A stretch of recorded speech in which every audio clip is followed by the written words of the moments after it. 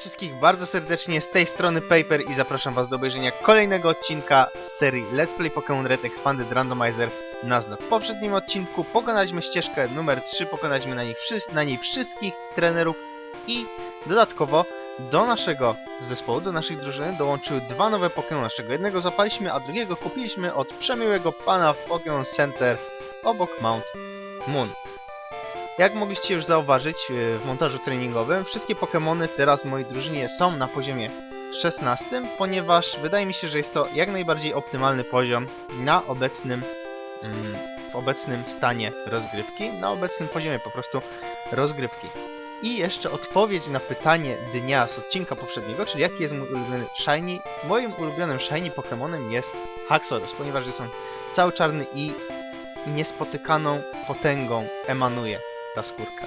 Czerwone ostrza toporów, do tego czarna płyta, czarna jego łuska komponują się niesamowicie fajnie. Dobrze, teraz szybkie przypomnienie teamu, bo jednak trochę się pozmieniało i wypadałoby też przedstawić to, co się pozmieniało. Także, jak już wcześniej wspominałem, wszystkie Pokémony są na poziomie 16. Na pierwszym miejscu w drużynie jest Triforce, który posiada atak 31, special 24, więc aż tak bardzo ten special nie odbiega, w szczególności, że typ Dark jest specjalny w tej generacji. Wydaje mi się, że spokojnie będzie mógł tutaj być używany przeze mnie jako special attacker w tym let's playu. Ataki Headbutt, Focus Energy, Aurora Beam i Bite. Tutaj się nic nie zmieniło. Zuko na poziomie 16. Zuko to jest nasz Monferno. Atak 31, special 27, więc też takie dość uregulowane, dość równe statystyki, ale za to szybkość, speed 37, więc bardzo wysoka i umie ataki Scratch, Fury Swipes, Ember i Mach Punch, którego się nauczył podczas właśnie treningu. Następnym Pokémonem jest Blob, 16 poziom, tutaj się nic nie zmieniło, bardzo duży atak, bardzo duży special, obrona też względnie dobra i prędkość 24, czyli jest to jego najsłabsza statystyka. Po prostu możemy przez to rozumieć to, że jest dość wolny. Ataki Pounce, Sludge, Poison Gas i Disable, nic się nie zmieniło od poprzedniego odcinka. Następnym Pokémonem jest Tsunami. Bardzo duży atak, nawet większy niż Bloba, Gyarados. A pozostałe statystyki trzymają równy poziom w okolicach 34-35 i posiada niestety tylko jeden atak Trash, co jednak dobrze się komponuje z jego silnym, wysokim atakiem. I ostatnim Pokémonem jest Think na poziomie 16 również. Statystyki są średnie wszystkie, w okolicach 30, 27, 29, 32, tak jak widzicie. Ataki Gust, Confusion, Poison Sting i Harden, czyli też się tutaj nic nie zmieniło, ale muszę przyznać, że Dustox, czyli Think, jak najwięcej pracy wkłada w rozwój drużyny i jest niesamowicie przydatny jak dotąd w tym let's playu. Dobrze, wydaje mi się, że byłoby to już wszystko. Kupiłem jeszcze podczas montażu treningowego jednego Pokebola, bo miałem na to pieniądze i obecnie mamy ich ilość zatrważającą 2. 4 antidoty i 4 poszuny, więc powinno nam wystarczyć. Będziemy w tym odcinku przemierzać Mount Moon i zaraz na wejściu będziemy mogli kolejnego Pokemona złapać do naszej drużyny. I będzie to... Nie musieliśmy nawet dużo czekać na encounter. Haxorus, czyli jest to powtórka i nie muszę z nim walczyć, nie muszę go łapać. Mogę odkryć kolejnego Pokemona.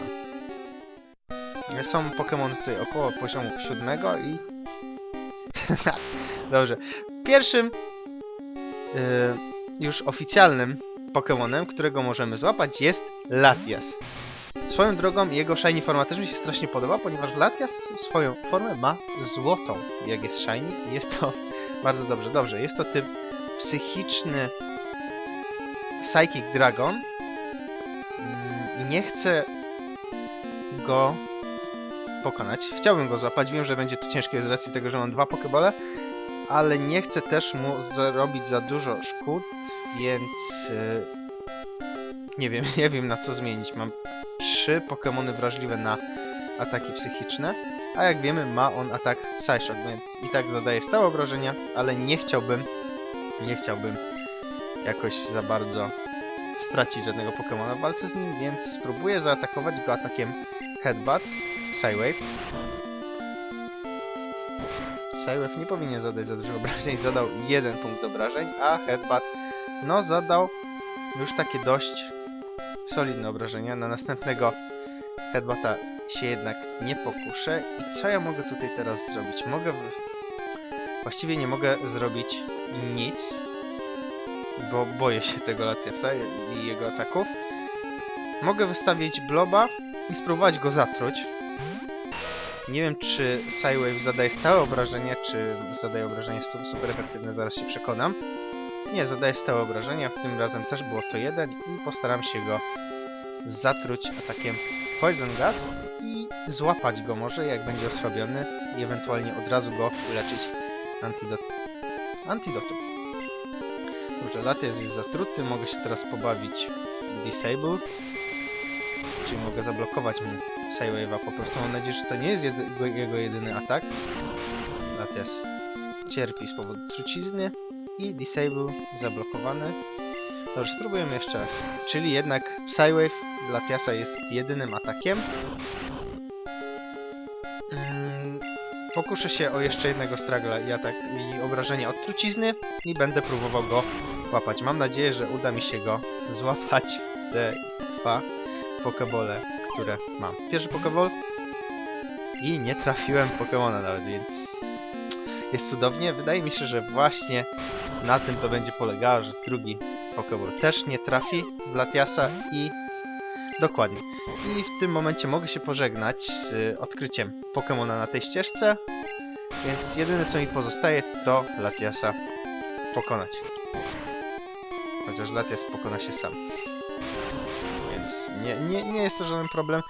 No trochę szkoda, bo była to pierwsza legenda, którą mógłbym tutaj złapać dla drużyny swojej. Wracam uleczyć Pokemony, żeby nie marnować poszynów. No cóż, zdarza się. Nie mam tym razem Pokemonów, ale przez cały Mount Moon nie będę ich potrzebował. W sensie Pokeboli, przepraszam, chyba powiedziałem Pokemonów. Nie będę ich potrzebował, więc uzbieram pieniądze i zanim odkryjemy następnego Pokemona przed Cerulean City, będę już mógł iść do miasta, kupić Pokebole i wrócić z powrotem i złapać jakiegoś Pokemona dodatkowe. Dobrze, ruszamy teraz na spotkanie z trenerami na pierwszym miejscu w drużynie jest Dino, czyli Triforce. I'm waiting for my friends to find me here. No to sobie jeszcze poczekasz, cytując pewien film, właściwie to parafrazując, i wysyła przeciwko nam Arboka, co wydaje mi się nie powinno sprawić żadnego problemu. Dobrze, atak Bite, zobaczę ile zrobi. Arbok też używa ataku Bite, jest szybszy ode mnie, ale nie jest to efektywne na mnie, ponieważ typ Dark jest odporny na ataki typu Dark. Logiczne. Znaczy, nie wiem czy logiczne, ale wydaje się mieć sens jednak. Dobrze, nie jest super efektywny Bite, tak jak Arbok. To nie jest jego jedyny ruch, z tego co wiem. Wykończę go atakiem Headbutt. Atak krytyczny też nie zadał za dużych obrażeń i Arbok został pokonany. Triforce otrzymał 459 punktów doświadczenia i pokonałem Les. I lost 210, czyli już mamy na jednego Pokebola. Dokładnie. I teraz ruszam w lewo, bo tu jest jakiś przedmiot i kolejny przeciwnik. Zobaczymy, jakiego Pokemona będziesz miał ty. Jak dotąd wydaje mi się, że spotkaliśmy u przeciwników 6 Pokemonów legendarnych, więc jest to dość dużo jak na taką rozgrywkę i Backcatcher ma Skido, więc w porządku. Ja mam na Triforce atak Aurora Beam, który powinien bez problemu Skido pokonać. Dokładnie, Skido został pokonany. Triforce otrzymuje 165 punktów doświadczenia i następnym... No, przed chwilą o tym mówiłem, to już jest prawdopodobnie 7 Pokemonów legendarnych. Kyogre. Niestety wodny. Tak chciałbym zmienić Pokemona i teraz na kogo mógłbym zmienić? Na pewno nie na Zuko, Blob albo Tsunami. Wystawię Tsunami ze względu na jego wysoki atak i... ale ma śmieszną skórkę ten Kyogre, jakby się skurczył troszeczkę w sobie i atak też powinien zadać dość solidne obrażenia. No, Dokładnie, Water Pulse nie powinien za dużo działać na mnie. Krytyczny atak za 9 punktów. Nie jest super efektywny. I Trash wykańcza Kyogre. Dostałem Tsunami. Dostał 600 punktów doświadczenia. I pokonałem Bugcatchera. Jestem ciekaw, ile w tym odcinku znajdziemy albo napotkamy legend. Bo chyba wprowadzę licznik do odcinka, ile legend zostało napotkanych w ciągu właśnie Let's Play. Tu jest drugi przedmiot. Jest to Firestone, czyli jak znajdziemy jakiegoś ciekawego Pokémon, który będzie mógł ewoluować za pomocą Firestone'a, to na pewno go użyję. Zobaczmy, jaki Pokémon mógł być jeszcze tutaj napotkany. Jest to Ralts, więc nic ciekawego. Chociaż Ralts pewnie by się dał złapać do Pokébola. Dobrze, uciekam od niego, wracam się leczyć i ruszam. Jeszcze nie, bo kolejny Pokémon tutaj jest. I jest to znowu Latias. Dobrze, z racji tego, że mogę, to po prostu zaatakuję go bajtem, bo za Latiasa jest całkiem spora ilość doświadczenia. I bajt powinien go pokonać za jednym atakiem, dokładnie 291. I Triforce awansował na poziom 17. Wracam do Pokémon Center się uleczyć i potem ruszam po prostu dalej. Dzień dobry, Strożej. Chciałbym uleczyć swoje Pokémony. Heal your Pokémon back to perfect health. Cudownie. Czyli teraz tak, możemy sobie zrobić szybkie podsumowanie. Na początku z Pokémonów legendarnych był Celebi w Viridian Forest, potem Brock miał Latiasa, albo Latiasa, nie pamiętam. Czyli to jest 2. Potem był Kyurem, Raikou, Arceus. I wydaje mi się, że coś przegapiłem jeszcze. No teraz Kyogre. Czyli to byłby 6. Pokémon, jakiego spotkaliśmy legendarny, więc no w sumie dość dużo. Nie liczę oczywiście tych Pokémonów, które występowały dziko w trawie, tylko tych, które posiadali trenerzy. No niestety to jest minus nieposiadania Super Repela. I był to również Lucario, który wydaje mi się dałby się szybciej złapać do Pokébola niż właśnie Latias. Ale mamy już tych walczących w drużynie, więc nie wiem, czy byłby to taki dobry wybór. Dobrze, schodzę tutaj na dół, zobaczę, co się kryje na końcu tego korytarza, pewnie kolejna drabinka w dół i walka z członkiem drużyny Rocket i Florges na poziomie 7. I wygląda strasznie. O nie. Nawet jakbym mógł, to bym nie chciał jeździć w drużynie ze względu na tą skórkę. Dobrze, ruszam dalej i tu jest członek Teamu Rocket i jakiś przedmiot tam jeszcze jest, więc najpierw zbiorę przedmiot, a potem zawalczę z tym członkiem właśnie Teamu Rocket.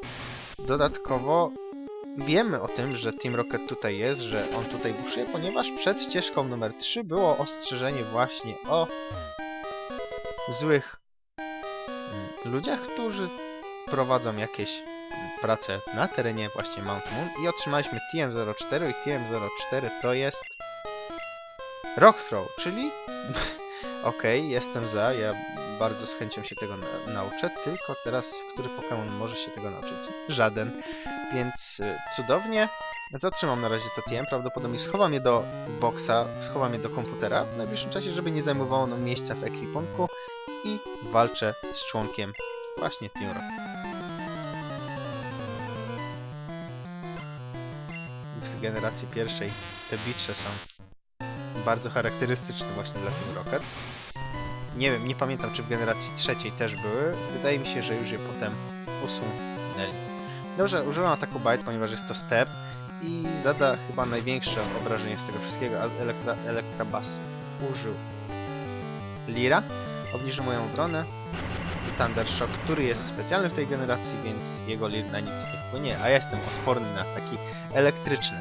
Krytyczny atak Electabuzz został pokonany, Triforce otrzymał 405 punktów doświadczenia i chce użyć Duskala, więc nie pozostaje. Wiem, że trochę szarżuję tutaj tym Dino i bardzo dużo doświadczenia zdobywa i praktycznie nie używam innych Pokémonów, ale w tym przypadku Dino musi zostać na Duskala, ponieważ atak Bite pokonuje go za jednym właśnie razem. 138 punktów doświadczenia i kolejny Electabuzz. Tym razem zmienię Pokémona na Bloba, bo dlaczego by nie? i pobawię się trochę i porzucam niego jego nowym atakiem, czyli Sludge'em.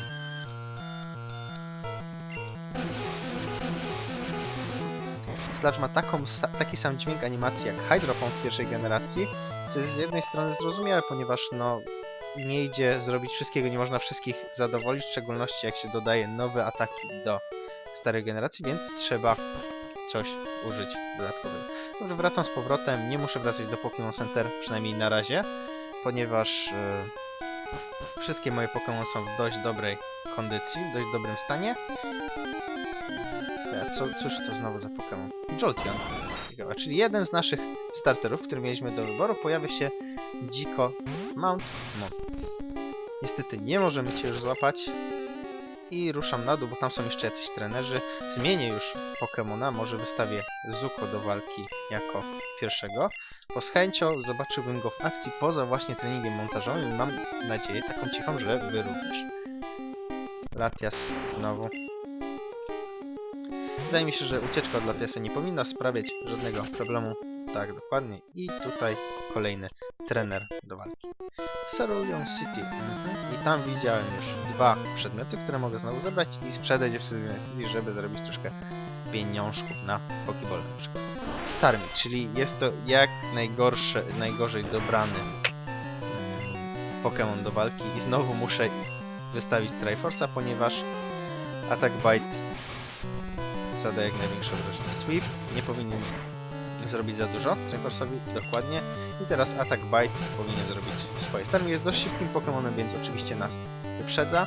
I był to kryt, więc zastanawiam się. Ale widzicie, Attack Bite pokonał bez żadnego problemu. Starmie nic nie robiło. I następny Pokemon to Wooper. Dobrze, wydaje mi się, że muszę zostać jednak Triforce'em, że będzie to taki mniej więcej solo run w tym momencie, ale też dobrze, że dostaje trochę więcej doświadczenia Triforce, bo jest bardzo trudny do wytrenowania, a ewoluuje dopiero na poziomie 50, więc jest trudny. Rapidash, więc teraz mogę zmienić Pokemona na Tsunami i pobawić się troszeczkę Trashem, ponieważ Tsunami dopiero na poziomie 20 uczy się nowego ruchu i jest to Bite. Więc tak prawdopodobnie będę korzystał cały czas z Trasha. Krytyczny Trash.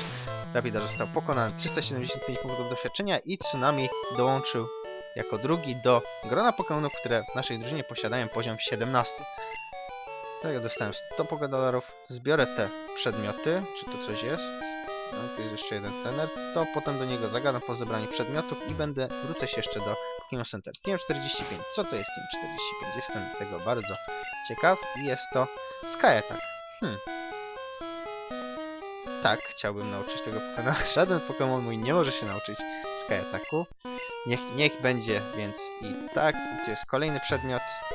Dire Hit, więc to od razu sprzedam. Nawet już do końca nie pamiętam, co to robi Dire Hit. To jest jakiś przedmiot wzmacniający statystyki w trakcie walki, z tego co pamiętam. Jeżeli się pomylię, to przepraszam. Dobrze, Latias, więc mogę spokojnie uciec. Wracam do Pokémon Center i będę kontynuował podróż potem. Tylko jeszcze zmierzę się tutaj. O, jeszcze jeden przedmiot. TM27. Bardzo dużo TM-ów w tym momencie dostaję i TM27 to jest... na pewno nie jest Earthquake. Wing Attack. Czy ktoś może się nauczyć Wing Attacku? Nie. Chociaż wydaje mi się, że Think jako Dustox powinien mieć taką możliwość. Dobrze. Zagaduję do trenera. Zobaczę, jakie on będzie miał Pokemony. Jest to Super Dart. Swalot. Typ Poison. Czyli najlepszym wyborem, najlepszym Pokemonem przeciwko Swalotowi będzie właśnie Think. Który jakimś cudem powinien się nauczyć tego ataku, tego Wing Attacku. Sludge na Thinga nie powinien zrobić za dużo, ponieważ jest to też typ Poison i dodatkowo Bug, czyli jest on odporny na taki typu Poison i Confusion powinno zadać bardzo duże obrażenia Swalotowi. Dlatego, że Swalot jest dość silnym, dość, że tak powiem, odpornym Pokemonem, to nie pokona go to jednorazowo. Niestety. Ale już drugi atak zrobił swoje. Zuko dostał 190 punktów doświadczenia, Think również. I Super Nerd wysyła Drillbura. Drillbur to jest typ ziemny. Tak chciałbym zmienić Pokemona na... Tym razem niech będzie... No, nie tym razem, tylko znowu Tsunami będzie... O kurczę, ale brzydka. Ale brzydka skutka. Mam nadzieję, że Excadrill wygląda jakoś ładniej w tej grze. Też powinien zadać solidne doświadczenie. One hit KO. Nie ma żadnego problemu. I pokonaliśmy Super Nerda i mogę znowu wracać do Pokémon Center. Tak na szybko. Tym razem.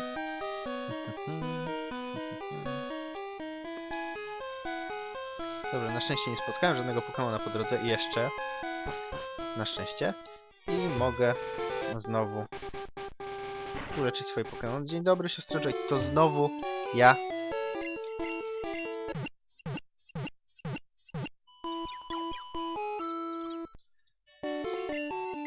Pokémon Fighting Pit.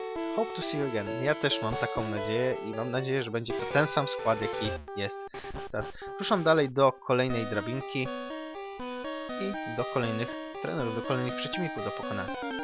Jest przejście przez Mount Moon jest czysto treningowe. O, Luxio jeszcze tutaj jest, którego nie spotkaliśmy wcześniej. Przejście do drabinki jest czysto treningowe, jak już wcześniej wspominałem, ponieważ właściwie Pokemony tutaj tylko awansują, tylko trenują, bo nie wydaje mi się, że... No i oczywiście postęp fabularny też jest. O, Tyrok. Nieźle. Postęp fabularny oczywiście jest tutaj związany, ale nie jest to nic wymagającego. Tu w tej drabince już byliśmy. Ruszam do góry, tu nie ma żadnego przedmiotu. I kolejny trener do walki. Jest kolejny Les i Litleo, czyli typ normalny, ognisty, co jest dobre, ponieważ Mach Punch zada bardzo duże obrażenia. I dodatkowo ma on Priority +1, czyli atakuje pierwszy przed atakami normalnymi, które nie mają podwyższonego Priority, a ataki, które mają większe Priority od Mach Punch, to jest na przykład Extreme Speed, jakby ktoś był oczywiście ciekawy. Nie zauważyłem, jaki był następny Pokémon. Nie chcę zostać Kaską. A, to dobrze, że zostałem. I Ember tutaj zrobi swoje. Dobrze, też One Hit KO. Bardzo dobrze. 96 punktów doświadczenia i Zuko również awansował na poziom 17. Atak poszedł do góry, prędkość jeszcze bardziej. Jest niesamowicie szybki Pokémon. I pokonałem Les. Ruszam dalej. Zobaczę sobie, ile mam pieniążków. No, mam już na 6 Pokeboli. I tutaj kolejny Encounter. Znowu Luxio. Coś się zaczęło teraz często pojawiać. Dobrze, to ja wychodzę w takim razie. Na razie. I ruszam dalej do kolejnej drabinki. Tutaj jeszcze zawalczę z tymi wszystkimi trenerami. I wydaje mi się, że jak zejdę na sam dół, do miejsca otrzymania skamielin, mam nadzieję, że to będą skamieliny, że nie będą zrandomizowane. Tam zakończymy ten odcinek. Wydaje mi się, że to będzie optymalne czasowo. Stanki, typ Poison, więc mogę zostać i... Właściwie czemu nie? Fury Swipes. Nie trafiłem. Stanki też nie trafił. Nie trafiłem. Focus Energy. Niedobrze. Dobrze, zostanę jeszcze i spróbuję jeszcze raz trafić Fury Swipesami. Dobrze, okej, trafiłem. 2, 3. 3 razy. Jeszcze jeden Focus Energy. Niestety. Niczym mu nie pomógł. I teraz Fury Swipes powinny załatwić sprawę. Stanki został pokonany. Zuko dostał 141 punktów doświadczenia i Zuko zauważyłem, że bardzo szybko awansuje. Co właściwie jest dobre. Houndour zostaje, ponieważ będzie on wrażliwy na Mach Punch. Bak. I wydaje mi się, że to powinno bez żadnego problemu go pokonać. Dokładnie. Houndour został pokonany i ostatnim jego Pokémon jest Beautifly, na co też jest silny przeciwko niemu Zuko i Ember. Wydaje mi się, że taką różnicą poziomów powinny również załatwić sprawę. I był to kryt. Bardzo dobrze. I Zuko awansował już na poziom 18. Jak widzicie, strasznie szybko to idzie w jego przypadku, więc za niedługo, może w przeciągu 5 odcinków, będziemy mogli się już spodziewać na jego miejscu Infernape'a. Jeżeli oczywiście odpukać, nic się mu nie stanie. Dobrze.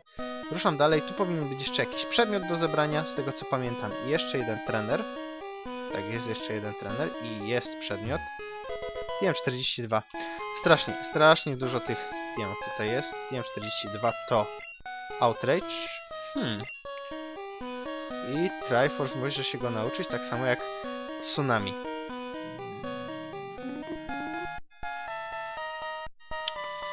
Mam teraz dylemat.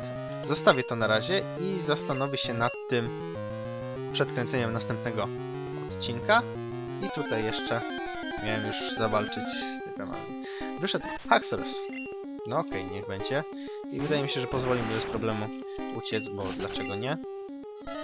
I walka. Wow! You're just a kid, you scared me! No, jak taki dorosły facet jak ty dał się przestraszyć przed dzieciakowi, to... 7. Melody to jest... Nie pamiętam jaki ty.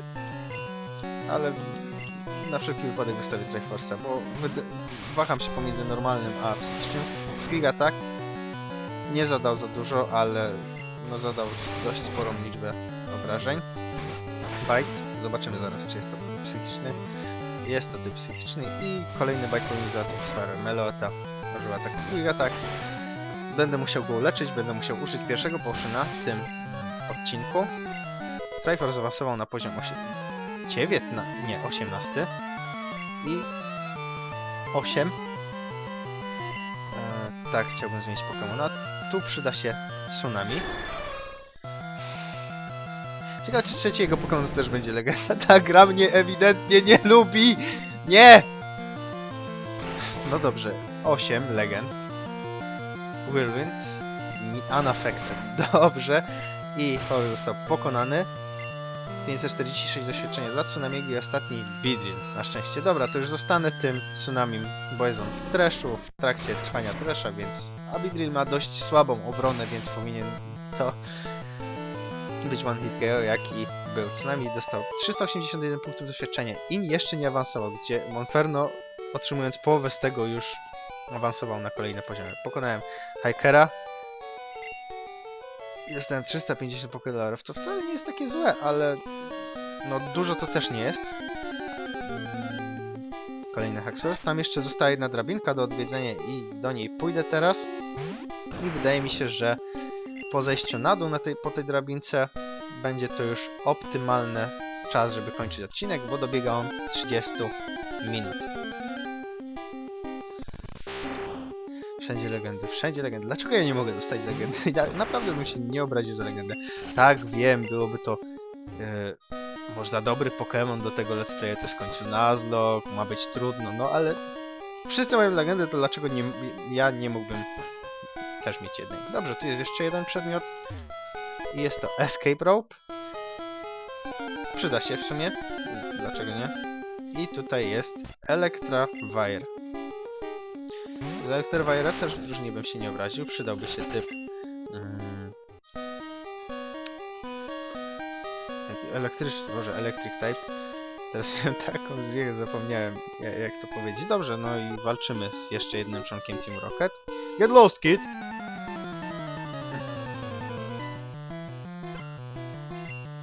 Sylveon. Więc... no, najlepszym wyjściem w tym momencie będzie po prostu wystawienie Bloba do walki, bo dlaczego nie, jak super efektywny atak może być w każdym momencie zadany Sylveonowi i atak Sludge powinien załatwić sprawę. Okej, jest. Super efektywne. Zuko otrzyma 235 punktów doświadczenia i Blob awansował na poziom 17. Atak rośnie ponad skalę, coraz dalej i następnym Tyrantrum. Więc jest to typ Rock Dragon. Jest to ulubiony Pokémon mojej dziewczyny. I tak chciałbym zmienić Pokémona, wystawię po prostu sucho i zmakpanczuję go na śmierć. I skórka wyjątkowo udana z tej generacji. Mam nadzieję, że w przyszłości uda mi się złapać tego Tyrantruma dla siebie, na użytek własny. Byłby to kolejny smog w naszej drużynie, kolejny smog w tym let's playu, ale no dlaczego nie?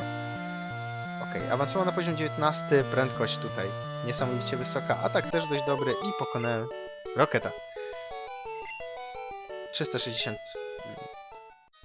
pogadolców i kolejny item to potion. Cudownie, więc użyję teraz potionów, uleczę te Pokémony, właściwie jednego Pokémona, bo pozostałe Pokémony nie straciły nic i wydaje mi się, że w tym miejscu zakończę obecny odcinek. W następnym odcinku będziemy kontynuować dalej przejście przez Mount Moon.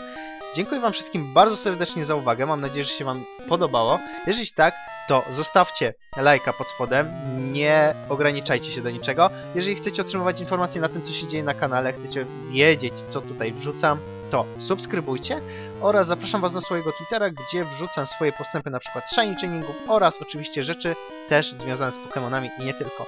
Więc jeszcze raz dziękuję wam wszystkim serdecznie za wsparcie i zapraszam was do obejrzenia następnego odcinka. Trzymajcie się, cześć!